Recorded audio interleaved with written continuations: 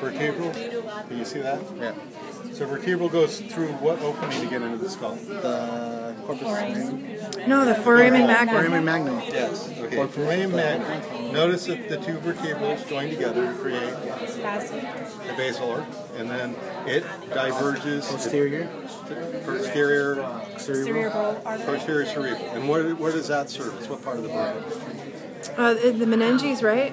No, it's the occipital region. It goes along the tentorium cerebelli and it comes out behind and wraps over, so it does the underside and the back of the brain. Okay, so that's the vertebral circuit, and then right here, common carotid bifurcates. The one that goes outside with all the branches, the external carotid.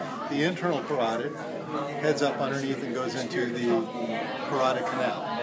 Okay, it snakes through the skull to come out the top at the foramen cerebrum, and it's still the internal carotid. The internal carotid is going to branch into two things.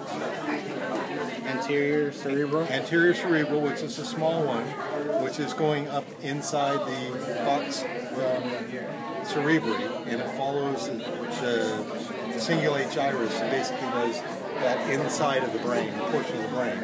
And the other branch is the middle cerebral.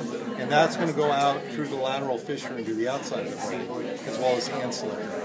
So that's the one that branches off the internal, right? Or The internal ends and becomes two things, anterior and middle.